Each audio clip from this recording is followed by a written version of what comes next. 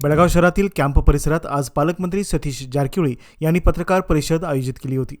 सीमा प्रश्नासंदर्भात पत्रकारांनी विचारलेल्या प्रश्नाला उत्तर देताना त्यांनी सांगितले की सीमा प्रश्नाचा खटला जुना आहे, मात्र आजची परिस्थिती आणि तेव्हाची परिस्थिती पूर्णपणे वेगळी आहे.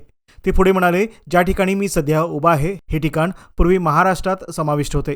बेळगाव रेल्वे स्टेशन, वडगाव, खासबाग, शहापूर हे सर्व भाग त्या काळात महाराष्ट्रात समाविष्ट होते.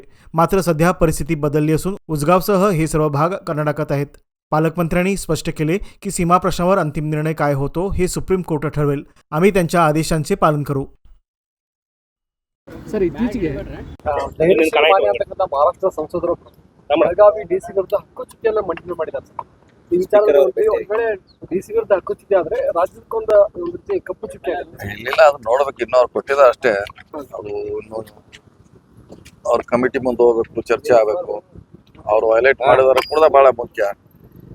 ನಮ್ಮ ಪ್ರಕಾರ DC ಅವರು ಅಂತ ವೈಲೇಟ್ ಏನ್ ಮಾಡಿಲ್ಲ ಅಂತ ನಮ್ಮ ವಾದ ಇದೆ.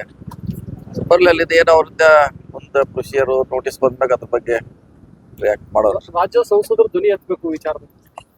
ನೋಡೋಣ, ಅವ್ರು ಎತ್ತಬೇಕು. ನೋಡೋಣ, ನಾವು ಲೀಗಲ್ ಆಗಿ ಫೈಟ್ ಮಾಡ್ಲಿಕ್ಕೆ ಪ್ರಯತ್ನ ಮಾಡೋಣ. ನಮ್ಮಲ್ಲಿ ನೋಟಿಸ್ ಬರ್ಲಿ, ಯಾಕಂದ್ರೆ ಅವ್ರು ಹೇಳಿದಾರೆ ಅಷ್ಟೇ. ಅವ್ರು ಕೊಡ್ಬೇಕು, ಸ್ಪೀಕರ್ ಕೊಡ್ಬೇಕು. ಅವರು ಸ್ಪೀಕರ್ ಕೊಟ್ಟಾಗ ಅವ್ರ ಕಮಿಟಿ ಕಳಿಸ್ಬೇಕು. ಕಮಿಟಿಯಿಂದ ಅದು ರಾಜ್ಯದನ್ನೆಲ್ಲ ಜಿಲ್ಲಾ ವಿಷಯ ಬಂದಾಗ ನಮ್ಮ ಎಂಪಿಗಳು ಯಾಕೆ ಸುಮ್ಮನೆ ಕುಂದಿರ್ತಾರೆ ಅಂತ ಹೇಳಿ 28 ಜನ ಸರ್, ಯಾರು ಮಾತಾಡಲ್ಲ. ಇಲ್ಲ, ನೋಡೋಣ ಅದು ಎಷ್ಟು ಮಟ್ಟಿಗೆ ಅವರು ನೋಟಿಸ್ ಕೊಟ್ಟಿದ್ದಾರೆ. ಇಲ್ಲ, ಅದು ಬಹಳ ಮುಖ್ಯ. ಕೊಟ್ಟಿದ್ರೆ ಮುಂದೆ ಪ್ರೊಸೀಜರ್ ಸ್ಟಾರ್ಟ್ ಆಗುತ್ತೆ. ಸರ್, ಈಗ ಅದಕ್ಕೆ ಲೀಗಲ್ ಆಗಿ ಹೋರಾಟ ಮಾಡೋಣ.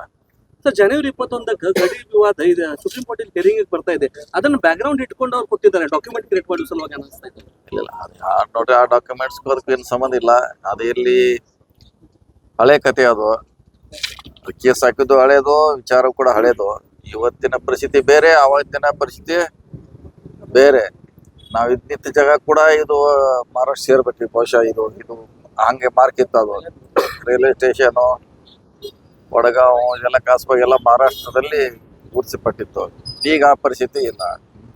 ಸೊ ಅದನ್ನ ನೋಡ್ಕೊಂಡು ಈಗ ಮಾಡ್ಲಿಕ್ಕಾಗಲ್ಲ. ಉಚ್ಗಾಂವ್ ಅಂತ ಪ್ರದೇಶ ಕೂಡ ಇವತ್ತು ಕರ್ನಾಟಕದಲ್ಲೇ ಉಳಿಯುವಂಥ ಪರಿಸ್ಥಿತಿ ಇದೆ.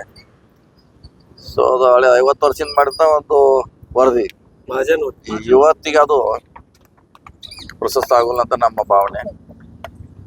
ಸೊ ಕೇಂದ್ರ ಸರ್ಕಾರ ನಿರ್ಧಾರ ಮಾಡಿದೆ ಯಾವ ಊರಿಗೆ ಎಲ್ಲಿ ಹೊಡಿಬೇಕಂತ. പക്ഷെ ಇನ್ನು ಮಾಡೋದು ಬಹಳ ಕಷ್ಟಕರ ಕೆಲಸ. ಆದ್ರೂ ನೋಡೋಣ, ಸುಪ್ರೀಂ ಕೋರ್ಟು ಯಾವ ರೀತಿ ನಿರ್ಧಾರ ಮಾಡ್ತೈತೆ ಅದ್ರ ಬಗ್ಗೆ ಬಂದ್ಮೇಲೆ ನೋಡೋಣ.